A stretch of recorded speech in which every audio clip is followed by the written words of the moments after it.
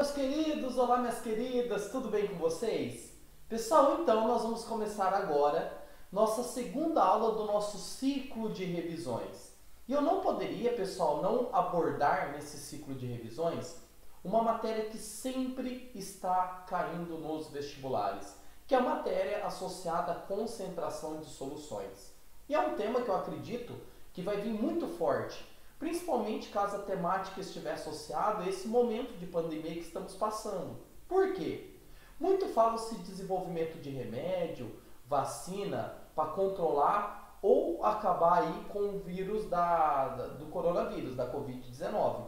E esses medicamentos eles estão apoiados numa posologia. Quando a gente fala posologia, quantos miligramas daquele determinado componente ativo vai estar dissolvido num determinado volume de medicamento ou de vacina. E isso está diretamente ligado à concentração de soluções. Então nós vamos falar nessa aula, relembrar, né, pessoal, os principais tipos de concentração de soluções e em cima disso desenvolver alguns exercícios que vêm caindo nos últimos vestibulares. Tudo bem, pessoal? Então, antes da gente falar de concentração de soluções, nada melhor do que a gente relembrar o que são soluções, né? E a gente define soluções, é o nome dado a toda mistura homogênea, então toda mistura que apresenta um aspecto uniforme, né? Então você pega aí água e uma pitada de sal, água e uma pitadinha de açúcar, ou seja, tem que ser uma quantidade de sal, de açúcar, que dissolva completamente nessa água, por exemplo. Se você jogar um excesso de açúcar, um excesso de sal, de modo que esse excesso se deposite no fundo, já não vai ser uma solução. A solução vai ser só a parte que está homogênea, tá? E nós podemos ter solução sólida, líquida ou gasosa. Um exemplo de solução sólida, podemos citar aí, por exemplo, o latão. Como mostra o desenho aí, muitos instrumentos musicais são feitos de latão, que é uma mistura onde predomina cobre e zinco. Perceba que o cobre e zinco estão misturados de uma maneira que apresenta um aspecto uniforme, homogêneo. Isso seria um exemplo de uma solução sólida. Um exemplo de solução líquida, podemos citar o exemplo que eu dei no começo da aula, água uma pitada de sal, água uma pitada de açúcar, o álcool combustível, né? Até o próprio álcool gel. Perceba que ele é uma mistura homogênea, apesar que o álcool gel, né, pessoal, se você olhar você consegue enxergar algumas bolinhas não dissolvidas, aí já seria uma mistura heterogênea, mas vamos entender o álcool de posto, né? O álcool de posto você percebe que ele tem um aspecto totalmente uniforme, né? Um outro exemplo de uma solução gasosa é o ar atmosférico, que é uma mistura de vários gases, onde eu tenho nitrogênio, oxigênio, então são vários gases misturados de maneira uniforme, ok? E toda solução, pessoal, ela é formada por um soluto e por um solvente. O soluto é aquela espécie, aquele composto que será dissolvido no solvente. E o solvente é o responsável pela dissolução do soluto. Então, por exemplo, se eu tenho sal dissolvido na água, o sal é o soluto e a água é o solvente. Se eu tenho água e açúcar, o açúcar está dissolvido na água, então o açúcar é o soluto, a água é o solvente. Se eu vou, por exemplo, adicionar um achocolatado no leite, então o achocolatado é o soluto e o leite é o solvente. E uma coisa muito importante, pessoal, associada a essa solução. A massa da solução, né, a gente associa muito peso com massa, né, apesar de ser grandezas diferentes dentro do estudo da física, tá? Mas para você determinar a massa de uma solução é muito simples. É só você somar a massa do soluto com a massa do solvente. Então, se eu tiver, por exemplo, uma solução formada por 20 gramas de soluto e 100 gramas de solvente, eu vou ter ali 120 gramas de solução. Entendam isso, a massa da solução é sempre a soma da massa do soluto com a massa do solvente. E tenha certeza, pessoal, que a grande maioria das soluções utiliza-se como solvente a água. Por isso a água é conhecida como solvente universal. Solvente universal significa que na maioria das soluções preparadas utiliza-se a água como um solvente universal. Mas isso não é uma regra, né? Quando a gente fala solvente universal, não quer dizer que a água dissolve tudo. Mas na grande maioria das soluções preparadas, utiliza-se a água como solvente. Agora que a gente fez essa introdução, que a gente já sabe do que é uma solução, que é quando eu tenho um princípio ativo, um soluto dissolvido numa solução, a gente vai falar então das principais tipos de concentração de solução. As principais são concentração comum, ou grama por litro, densidade química, concentração mol por litro, título em massa em volume, porcentagem, ppm e ppb.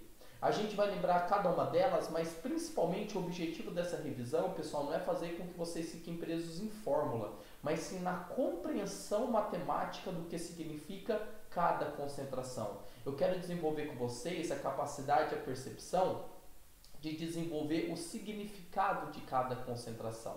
Tudo bem? E a primeira que a gente vai falar, pessoal, é a concentração comum. A concentração, como o próprio nome já diz, pessoal, é a mais comum, é a mais simples que tem.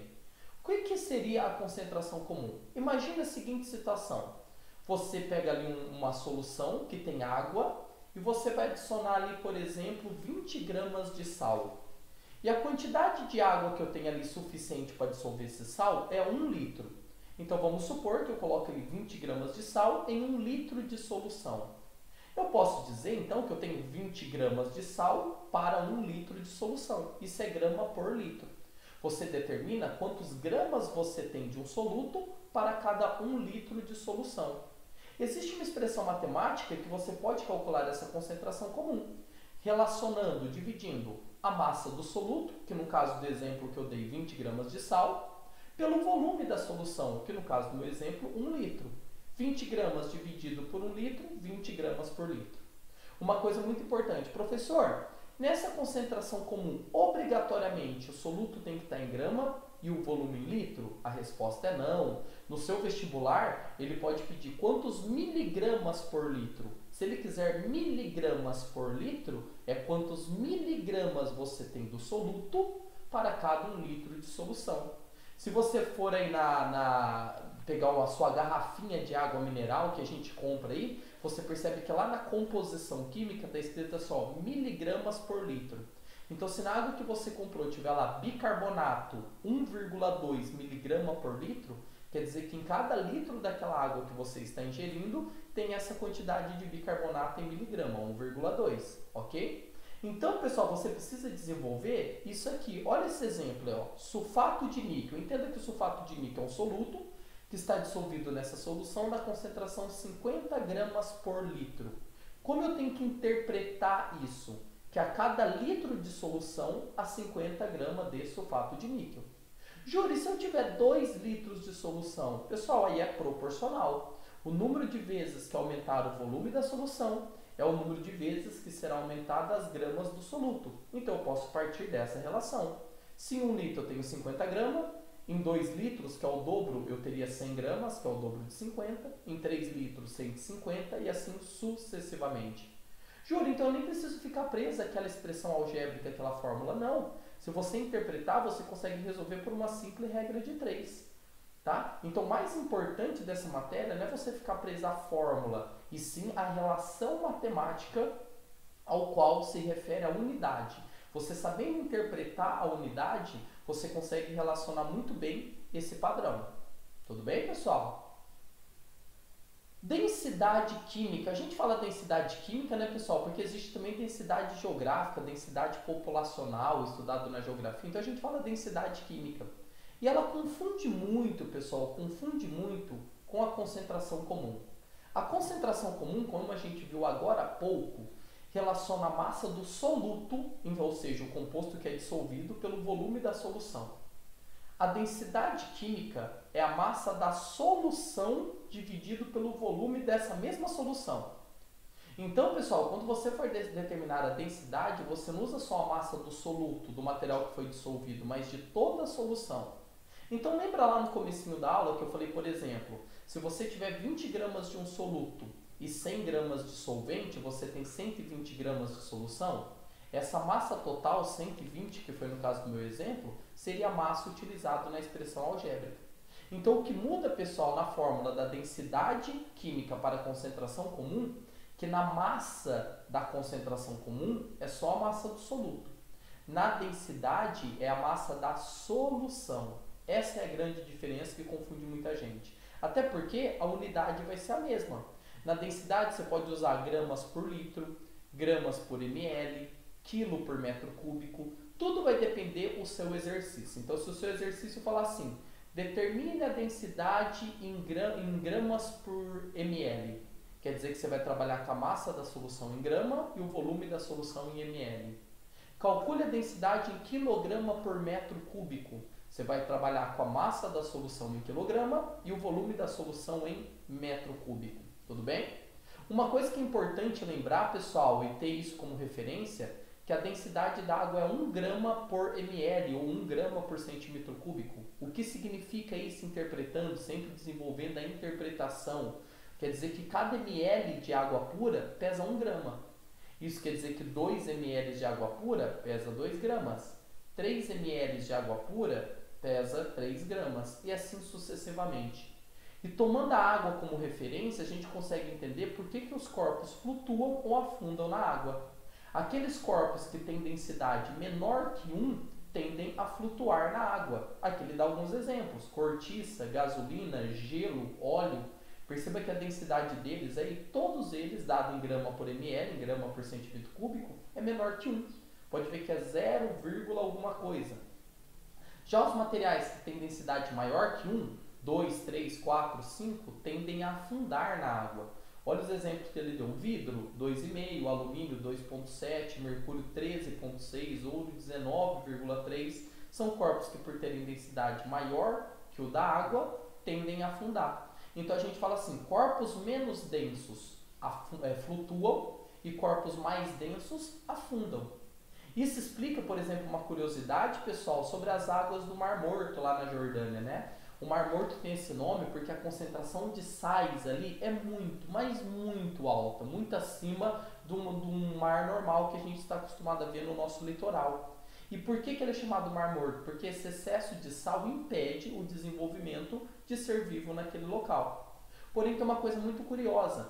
O fato do Mar Morto ter tanto sal, tanto sal, tanto sal, faz com que essa solução salina, quando a gente fala solução salina, essa mistura de água e sais, torna-se extremamente densa. Tão densa, que joga os corpos para cima, porque ela torna-se mais densa e o corpo da pessoa menos denso, então o corpo das pessoas flutua. Então olha o que diz aí, ó, a alta concentração de sais nas águas do Mar Morto faz com que a massa dessa solução salina, que é água mais sais, seja bem superior ao volume. Então a massa gerada, ela está acima do volume dessa própria solução.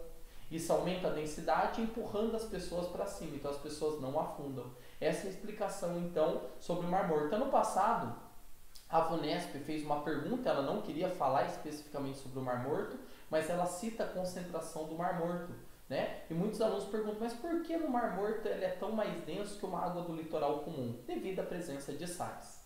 Ok, pessoal? Vamos para mais uma concentração. Essa concentração cai muito. VUNESP ama essa concentração. Alguns dias atrás teve o vestibular da Faculdade de Medicina do ABC, onde ele falava sobre soro caseiro, e ele deu também, mais uma vez, determina a concentração mol por litro. E é muito simples. Do mesmo jeito que gramas por litro, que a gente viu lá atrás, é o tanto de soluto em gramas que eu tenho para 1 litro de solução, aqui a relação é a mesma, só que o soluto vai ser determinado em mol. Então, concentração mol por litro é o número de mols que eu tenho do meu soluto para 1 litro de solução. Então, vamos supor que eu tenho ali uma solução com 1 litro de água. E nesse 1 litro de água, eu vou dissolver ali, por exemplo, 3 mols do meu soluto. Se eu tenho 3 mols do soluto dissolvido em 1 litro, quer dizer que eu tenho 3 mols por litro. Você pode ter esse raciocínio, desenvolver por regra de 3, ou você pode utilizar essa expressão algébrica. O mol por litro é representado por esse M aí, com uma perninha esquisita aí, e é o M soluto, M quer dizer número de mol do soluto, dividido pelo volume total da solução. Porém, pessoal, na grande maioria dos exercícios, isso é muito importante, nem sempre o soluto vai ser dado em mol, ele vai ser dado em grama. Então, em vez de falar para você que há 3 mols do soluto, ele vai falar que há 3 gramas do soluto. Jura, mas se ele falar gramas, como eu vou transformar em mol? Aí você precisa da massa molar, porque através da massa molar, vocês já viram isso na parte de teoria atômico-molecular, se determina quantos gramas tem num determinado mol. Por exemplo, se a gente falar que a massa molar do hidróxido de sódio é 40 gramas por mol, Quer dizer que cada mol de NaOH pesa 40 gramas. Então, se 1 mol são 40 gramas, 2 mol são 80 gramas. Então, você consegue converter grama em mol e vice-versa a partir da massa molar. Na próxima tela, pessoal, ele vai mostrar essa relação para a gente. Por exemplo, imagine uma solução que eu tenho 0,2 molar. Pessoal, isso é muito importante. Molar ou mol por litro é a mesma coisa. Então, eu tenho 0,2 mol por litro de sulfato de alumínio. Como eu interpreto isso? Se é 0,2 mol por litro, uma vez que molar e mol por litro é a mesma coisa, quer dizer que 1 litro dessa solução a 0,2 mol, dá 0,2 mol desse sulfato de alumínio. Porém, eu consigo determinar isso em gramas também. Por quê? Olhem lá embaixo, a massa molar do sulfato de alumínio é 342 gramas por mol. Isso quer dizer que 1 mol de sulfato de alumínio é 342 gramas. Só que eu não tenho 1 mol, eu tenho 0,2 mol. Então eu posso fazer uma regra de 3. Se 1 mol vale 342 gramas, 0,2 mol valeria x gramas. Esse x vai dar 68,4 gramas. Por isso o texto fala que você pode afirmar que 1 litro de solução a 0,2 mol ou 68,4 gramas. Por quê? 0,2 mol de sulfato de alumínio corresponde a 68,4 gramas desse mesmo soluto. E a gente pode fazer até essa correlação. Se em 1 litro eu tenho 0,2 mol de sulfato de alumínio, que equivale a 68,4 gramas, eu posso falar que no dobro dessa solução, por exemplo, em 2 litros, eu tenho o dobro de mol, 0,4 mol. E o dobro de massa, 136,8 gramas. Perceba, pessoal, que a relação ela é totalmente proporcional. Totalmente proporcional significa que quando um aumenta, o outro aumenta na mesma proporção. Em 3 litros, que é o triplo de 1 litro, eu tenho o triplo de 0,2 mol, 0,6 mol. E eu vou ter o triplo de 68,4 gramas, 205,2 gramas. Tudo bem, pessoal? Então isso aí é muito importante a gente prestar atenção também, ok? Pessoal, vamos falar agora do título em massa, ok? O título em massa, pessoal, é difícil no vestibular ele ser perguntado isoladamente. Porém, o título em massa ele é muito importante para você determinar uma porcentagem, um ppm e um ppb, que são aqueles que a gente vai falar a partir nas próximas telas. Primeiro vamos entender o que é título em massa e título em volume. O título, pessoal, é a relação, é a divisão entre a massa ou o volume de um soluto pela massa ou volume da solução que ele pertence. Então vamos voltar lá no exemplo que eu dei no começo da aula. Eu tenho 20 gramas de soluto em 100 gramas de solvente. Qual que seria o título? Você vai pegar o 20 gramas, que é a massa só do soluto, e dividir pelos 120 gramas, que é a massa da solução. No caso, pessoal, eu estaria falando em título em massa. Se eu quisesse em volume, era só relacionar o soluto e o solvente em alguma unidade de volume, que pode ser ml, pode ser litro. Porém, pessoal, o título tem algumas coisas importantes. Tá? Primeiro, o título não tem unidade. Quando você determina o valor de título, ele não tem unidade. Tá? Então, vamos supor que seu título deu 0,3. 0,3 não tem unidade. Segunda importância do título, pessoal, ele nunca vai dar um valor menor que 0 ou maior que 1. Ele sempre vai variar de 0 a 1. Se você calculou seu título e a resposta deu acima de 1 ou negativo, faça de novo que você fez sua conta errada. Por quê? Porque a quantidade de soluto sempre vai ser menor que o da solução. Então quer dizer que, matematicamente falando, o numerador da fração vai ser sempre menor que o denominador. Então sempre vai dar um número 0, alguma coisa. Ok? E uma coisa muito importante que muitos alunos erram.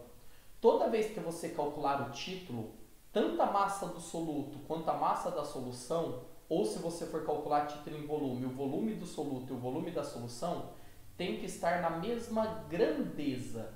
Mesma grandeza significa que, se o seu soluto estiver em grama, sua solução obrigatoriamente tem que estar em grama. Se o seu soluto estiver em ml, obrigatoriamente a sua solução também tem que estar em ml. Jura, mas se no vestibular ele me der numa unidade, o soluto em grama e a solução em quilo, transforme um dos. Você pode transformar os dois em quilo, os dois em grama, os dois em miligrama, mas eles têm que estar na mesma grandeza. Eu até dei um exemplo aqui, pessoal, para vocês darem uma olhada da aplicação. Quer ver? Ó? Determine o título em volume de uma solução hidroalcoólica. Hidroalcoólica é formada então por água e álcool, formada por 35 ml de álcool absoluto. Álcool absoluto é o álcool puro, 100%, e 15 ml de água. Então, pessoal, como eu quero o título em volume de álcool que está ali naquela solução hidroalcoólica, vai ser o volume do álcool dividido pelo volume da solução hidroalcoólica. Qual que é o volume que eu tenho apenas de álcool? 35 ml. E qual que é o volume da solução hidroalcoólica? 50, porque a solução é formada por 35 do álcool mais 15 da água. Então essa solução hidroalcoólica, pessoal, vai ser 35 dividido por 50, que vai dar 0,7. Perceba algumas coisas importantes que eu coloquei em prática que eu falei na tela anterior. Primeiro, título não tem unidade, perceba que deu 0,7. Segundo, deu um valor que variou de 0 a 1. 0,7 está compreendido entre 0 e 1. E a terceira coisa que eu falei na tela anterior, trabalhei na mesma unidade, ml em cima, ml embaixo.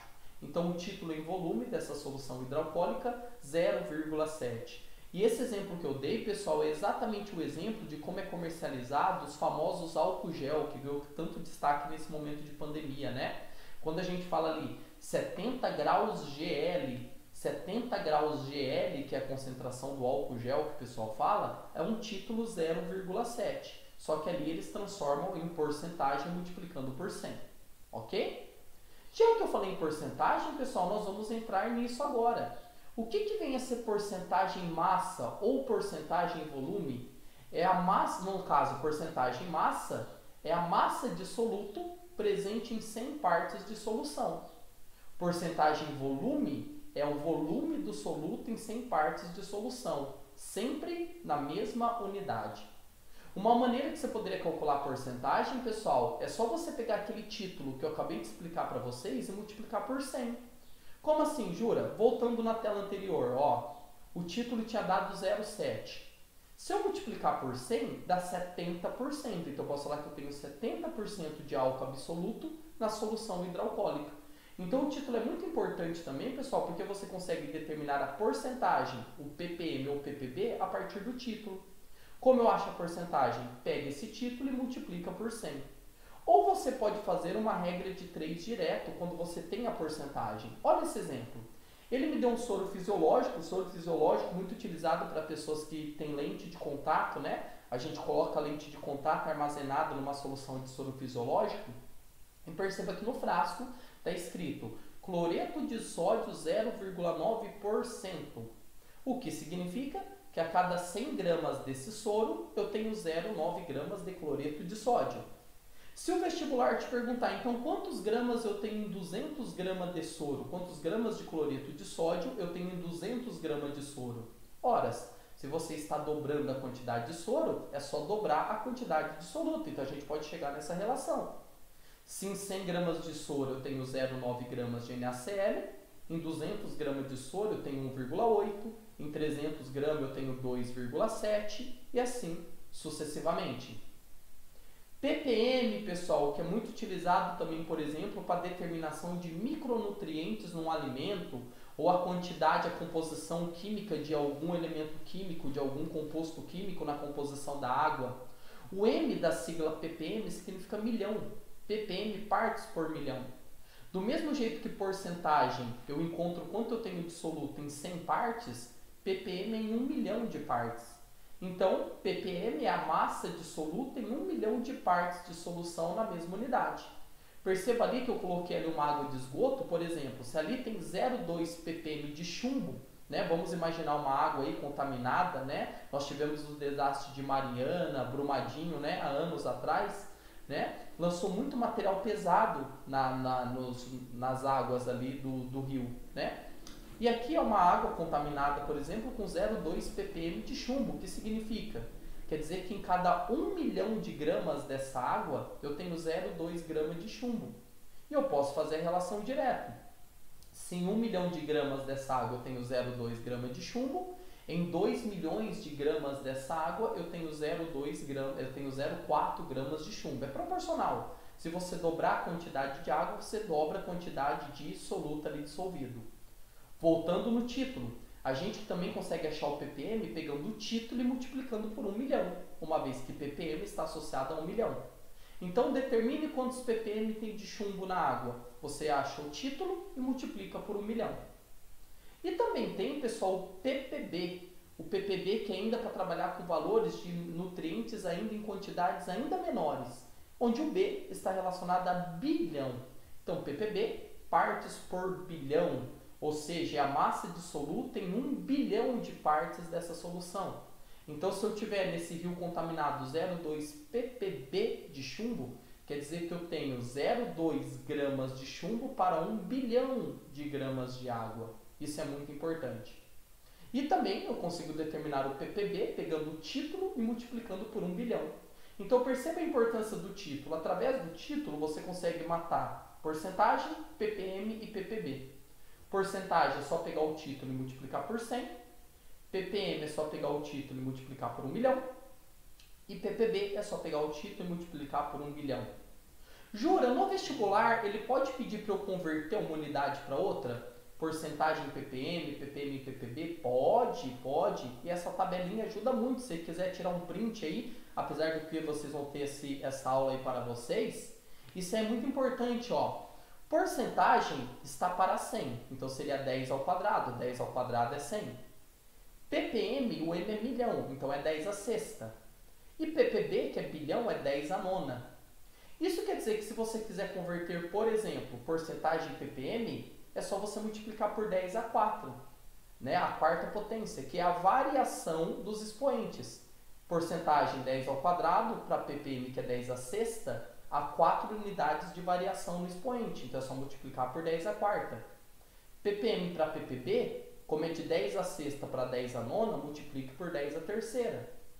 O inverso, ppb, que é 10 à nona, para ppm, que é 10 à sexta, multiplica por 10 a menos 3, porque diminuiu 3 unidades.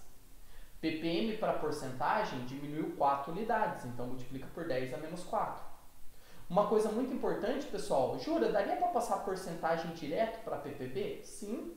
10 ao quadrado para 10 à nona são 7 unidades, então multiplica por 10 à sétima. Tudo bem, pessoal? Então isso aí é muito importante. Eu gostaria de fazer uma questão com vocês, pessoal, que é uma questão bem perfil Enem, né? Que ele cita bastante informação ali para nós, né? Que a gente precisa dessa interpretação toda buscar apenas aquilo que ele pede.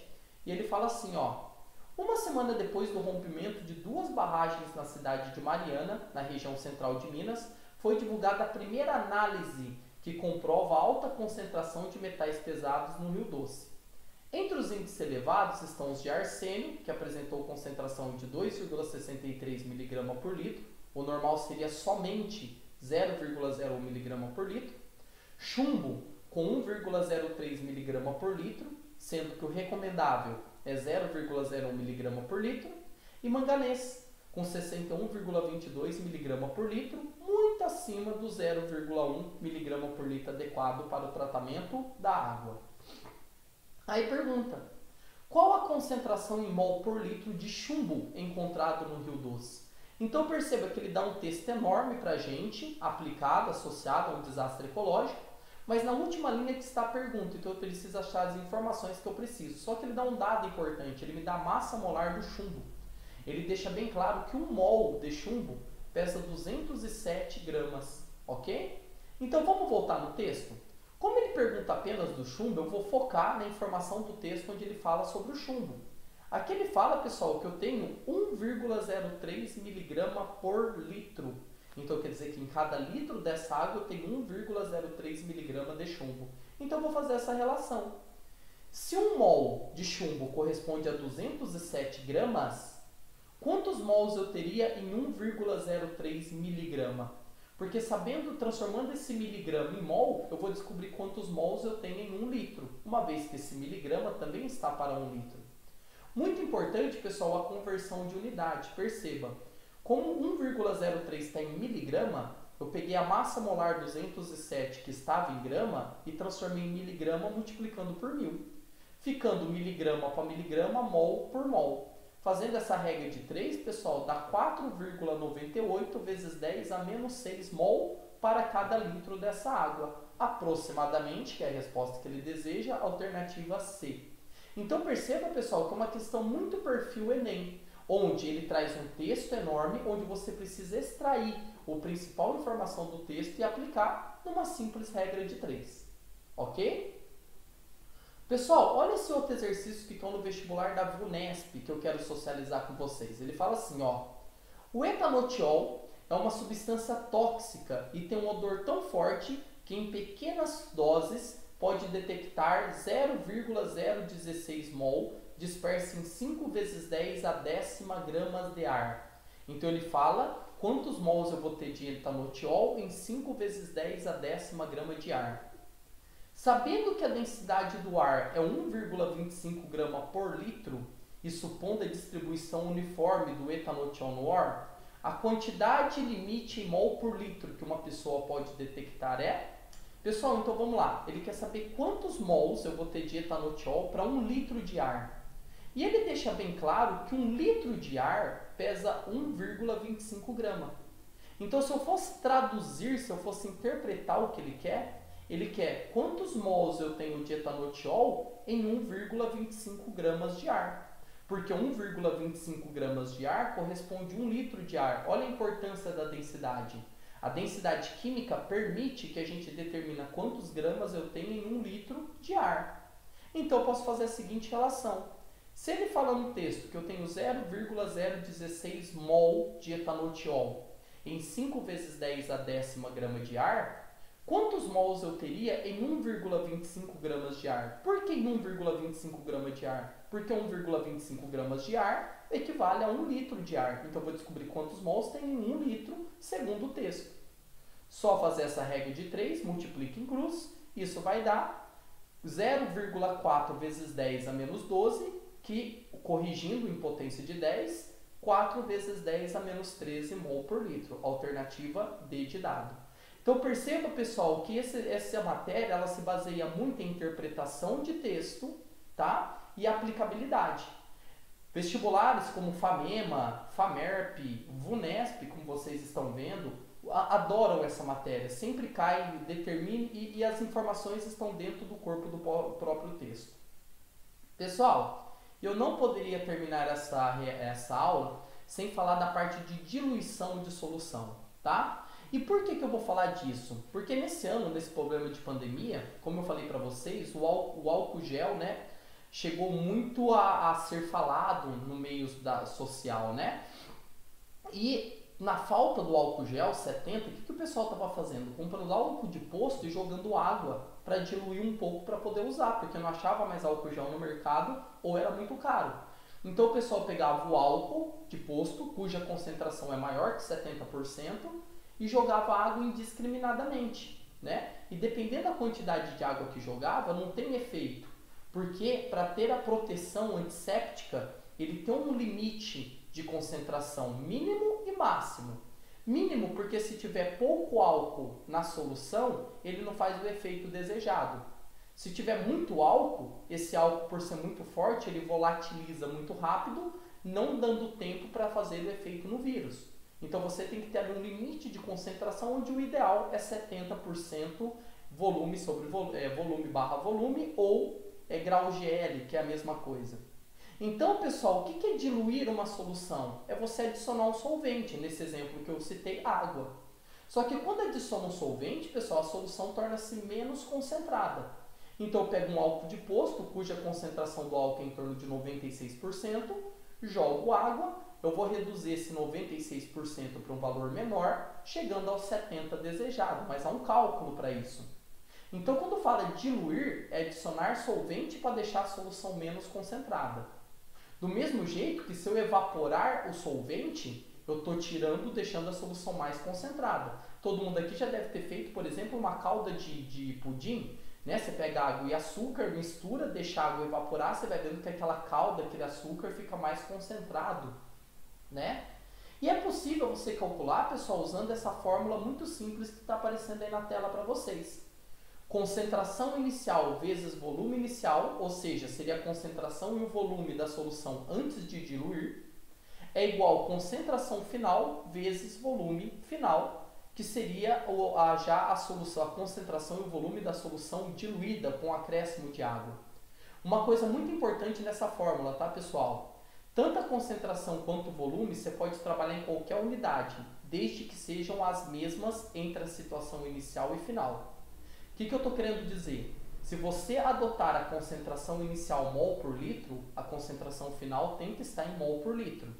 Se a concentração inicial estiver em porcentagem, a concentração final também tem que estar em porcentagem. Se o volume inicial estiver em ml, o volume final também tem que estar em ml. E outra coisa importante, pessoal, o volume final não é o que você jogou de água ou de solvente. O volume final é o que você tinha mais o que você jogou de solvente. Isso é muito importante. Então, se o exercício falar assim para vocês: uma solução tem 100 ml e adicionou mais 50 de água, ml no caso. Qual que é o volume final? 150, porque você já tinha 100 e jogou mais 50 de solvente. Então, o volume final, pessoal, é o volume inicial mais o volume de solvente adicionado. Esse exemplo aqui, pessoal, foi um exercício que caiu no Enem do ano passado, de 2019, onde ele cita aí uma solução preparada por diluição. Perceba, nos municípios onde foi detectada a resistência do Aedes aegypti, o larvicida tradicional será substituído por outro com concentração de 10%, volume por volume, de um novo princípio ativo. A vantagem desse segundo larvicida é que uma pequena quantidade da emulsão apresenta alta capacidade de atuação, o que permitirá a condução de baixo volume de larvicida pelo agente de combate às endemias. Para evitar erros de manipulação, esse novo larvicida será fornecido em frascos plásticos e, para uso em campo, todo o seu conteúdo deve ser diluído em água até um volume final de 1 litro. Então, pessoal, ele deixa bem claro que é um exercício de diluição. O objetivo é obter uma concentração final de 2%. Então, vamos entender? Ele me dá uma concentração inicial 10% e o objetivo é chegar a 2%. Pergunta: que volume de larvicida deve conter o frasco plástico? Então, pessoal, é só a gente aplicar a fórmula direta. Perceba que ele deu lá em cima na terceira linha a concentração inicial, que é 10%. Ele me quer saber o volume inicial que deve conter nesse frasco plástico. A concentração final que ele deseja é 2% e o volume final é 1 litro. Então é só substituir. Concentração inicial 10%, o volume do frasco plástico é o volume inicial que ele quer saber.